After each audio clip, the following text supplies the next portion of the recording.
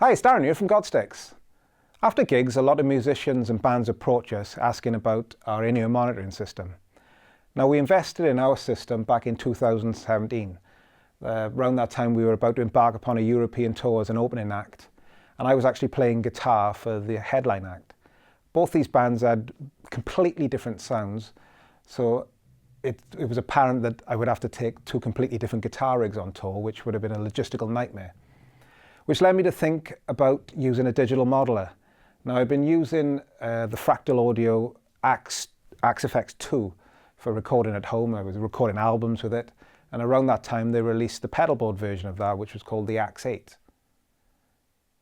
Now, what the AXE 8 enabled me to do was switch between two completely different amp setups at a flick of a switch.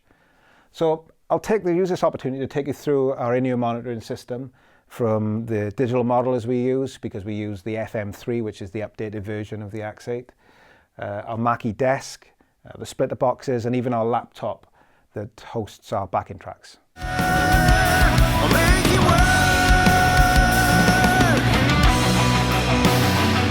So once we've unloaded all the gear from the van, this is how long it takes to set everything up. Will I get there with a pain? When I get there once again,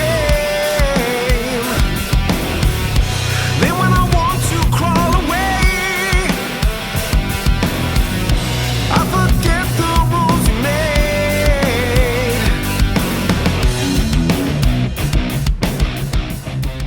To talk about the splitter boxes, I'm going to hand you over to Kenny from Record One, who's a sound engineer and who we kidnapped to take on tour from time to time. So here we have two splitter boxes. Now each channel is labelled, so you've got the vocals, bass, guitars, backing track, click, and any that aren't being used have been blanked off just so we know not to use them and plug anything in. Now each channel is split into two of the identical of the one feed, one going to your monitor world and then another going for a loom for your front of house engineer. Now this can be handed to the engineer with each one labelled so you can see what they are, so he can plug them in wherever he needs to, and any that aren't being used should be capped off just so he knows he can just disregard them.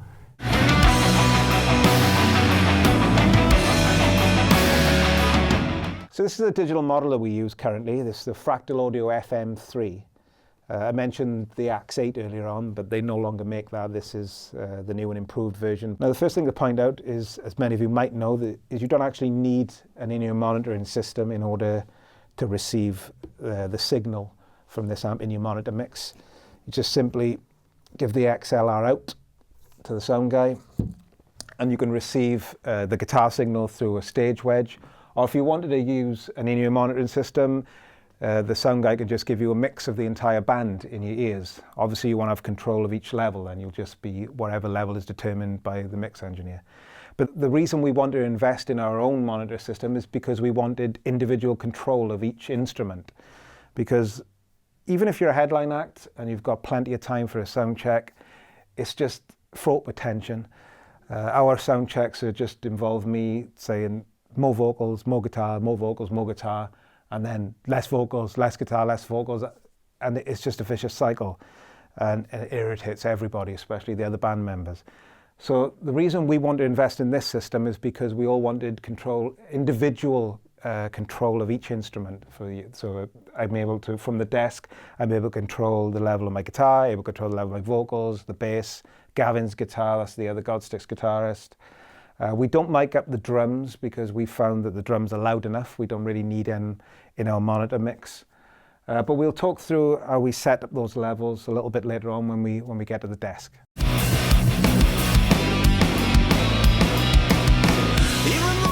So this is our mixing desk. It's a Mackie DL1608. It didn't come with the iPad, that would be bought separately, but that acts as the interface for the desk. It's got 16 inputs, and this is where we receive all the signals from the splitter box we talked about earlier. And it's got 6 auxiliary outs, which provides each of us with our mix. So we've got one for myself, which goes into our wireless unit. Got Gavin's, Francis, that's the bass player. He has got a unit, but it is in here at the moment. And Tom is hardwired. Even though you tell me my mistakes. So as mentioned earlier, the Mackie desk requires an iPad, which, as I said, is purchased separately. This is what we connect to the mixer, and we use an app that comes with the Mackie mixer called Master Fader. So if we click on that, it'll probably synchronize. Here we go. But now this is where we access all our individual mixes. As you see here, I've got guitar, vocals, Gavin guitar, Francis bass, Francis vocals, kick, and we've got back in and click. So we try and keep it as simple as possible. But you can have if you've got more instruments, you can incorporate more of them into the view. But as I said, ours is fairly straightforward. This is where I increase the volume of guitar, or I increase the volume of my vocals, turn the bass down, turn the kick drum down, although we don't mic up the kick, so I don't even know why that's there. But this is currently we've got the click going. That's being played silently in the background. Usually that's at a decent level. But if you notice, if I switch to Gavin's mix, that's completely different. So anything that, I'll turn all his guitar down, I'll turn my vocals down, and you'll see that has no impact on my mix and no impact on Francis or Tom's mix. So we're able to individually set our monitor levels for each instrument. And also, this has no effect on the signal received by front of house, because as mentioned earlier, the splitter box, that provides one signal to the front of house and one signal to our desk, and they have no influence on one another.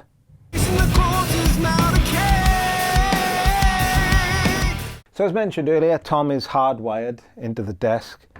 He doesn't use a wireless transmitter. So he'll receive from auxiliary 4 from the Mackie desk, he'll receive into his mixing desk here. He still has to control the individual levels on the digital interface. And we also use this laptop. Now we use backing tracks live, synth textures. We still play our instruments, just synth textures, and we've got a click track that all of us receive. Now that gets fed into this sound card, and out of the back of this sound card, we've got a stereo backing track that goes into the splitter box, stereo feed to front of house, stereo feed to the Mackie desk, and we've also got a click track which gets fed straight into the Mackie desk. We don't need that signal split, because that's just for monitoring purposes. Front of house doesn't need that. But we've got another click track, a separate click track going to Tom's desk. So he's able to control, again, just the master volume of the click and all the master volume of all the individual instruments from the signal received from the Mackie desk. How could it go? So prior to the arrival at the venue, you should have sent a tech spec. Now in the tech spec, I would like to see full channel listing of what's in the band, going through drums, guitar, bass, vocals, and any other instruments. A stage plot of where each member is roughly positioned, so that you can put out the power drops for them and microphones ready for when the band arrive for soundcheck. One other thing to talk about is earphones. Now this is the wireless receiver that we usually fix on the back of our jeans or in our pockets, and this receives the signal from the wireless transmitter. Now we've gone through lots of different earphones over the years, and unfortunately we discovered that the better quality earphones and the better sound cost the most money. Now we've settled, in the last year we've settled on these Shure 535s. Now they cost around £350, which is quite expensive to say the least. But one thing you'll notice, if you're used to playing guitar in front of an amp and cabinet, or even in front of a stage wedge, one thing you'll notice when you start using these little buds is that your guitar sound at first sounds horrific. All the high frequencies are accentuated, it's very tinny sounding. But fortunately, you become acclimatized to it after about 30 minutes or so, and then you can start, rekindling your relationship with your guitar sound a little bit. But again, it is basically the more money you spend, the better quality sound you'll get from your earbuds. So that's it. That's the Godsticks in-ear monitoring system. Now, one thing I hadn't mentioned is the amount of leads required. You've seen them littered around the place. It will be a significant investment required at the beginning, maybe £200–300 easily, depending on the quality of leads that you choose. I'm sure there are bands that do things differently or more efficiently than us, and there are more complicated systems out there. But this is definitely a decent starting point to make your own investigations into in-ear monitoring systems. We'll make a written transcript of this tutorial available for download. But if you've got any questions or comments, feel free to leave them below. I will see you on the road.